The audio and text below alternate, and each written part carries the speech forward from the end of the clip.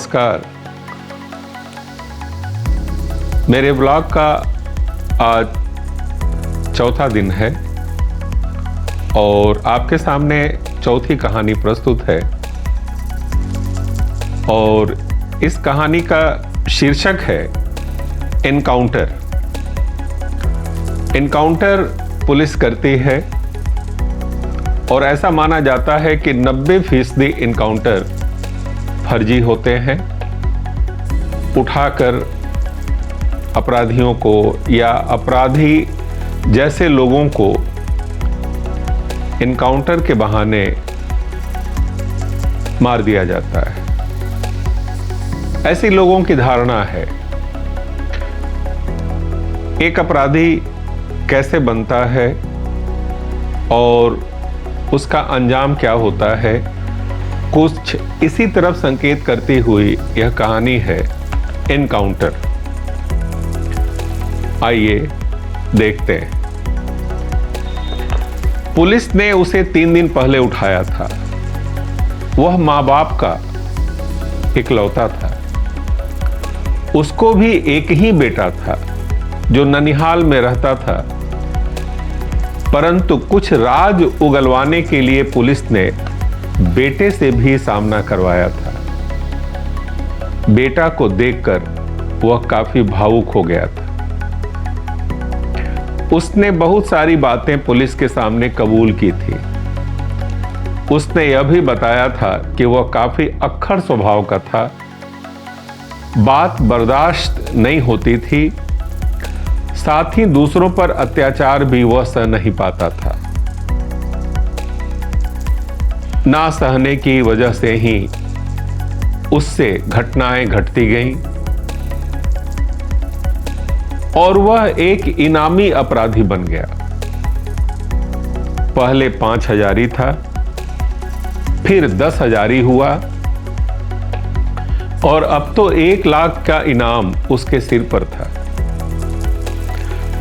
वह अच्छी तरह जानता था कि जैसे जैसे इनाम बढ़ता जाएगा वैसे वैसे उसकी जान पर खतरा भी बढ़ जाएगा, पर वह लाचार था।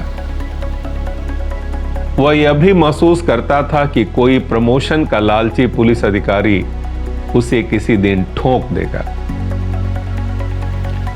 शाम को लगभग 7 बजे इंस्पेक्टर कोतवाली ने उसे बुलाया और कहा, तुम सुधरोगे या नहीं? साहब, अपराध तो छोड़ ही दिया है।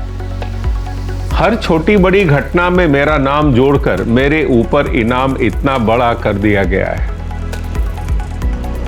लेकिन हमारा रिकॉर्ड तो कुछ और ही बोलता है।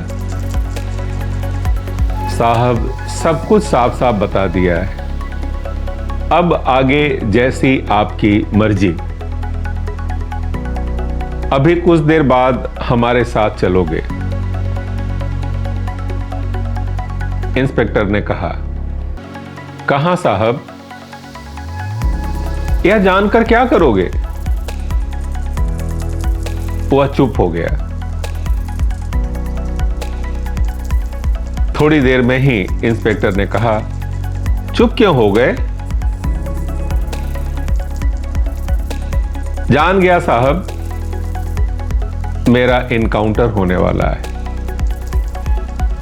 क्या तुम्हें डर नहीं लग रहा? नहीं साहब, मेरा तो अंत ऐसे ही होने वाला है। लेकिन एक निवेदन था आपसे साहब। भूख बहुत तेज लगी है, कुछ नाश्ता करा दो। दोपहर से कुछ नहीं मिला है साहब, 1 कप चाय भी नहीं मिली। इतनी बात सुनकर इंस्पेक्टर उसे देखता रह गया। उसने कहा, तुम्हारा एनकाउंटर होने वाला है और तुम्हें खाने को पड़ी है। मैं जानता हूं साहब, अच्छी तरह जानता हूं, और मैं जीऊंगा नहीं, लेकिन खाने को तो दे दो साहब। इंस्पेक्टर की आंखें फटी की फटी रह गई। अरे, यह तो शहीदों जैसा बोलता है। अपराधी होता तो गिड़गिड़ाता, अपनी जान की भीख मांगता, अपनी बेगुनाही में वो रिरियाता। लेकिन इसने तो कुछ नहीं कहा। यह खाना मांगता है, कुछ खाने को मांगता है। इंस्पेक्टर को समझ में नहीं आ रहा था कि वह एक अपराधी से बात कर रहा था या एक क्रांतिकारी से।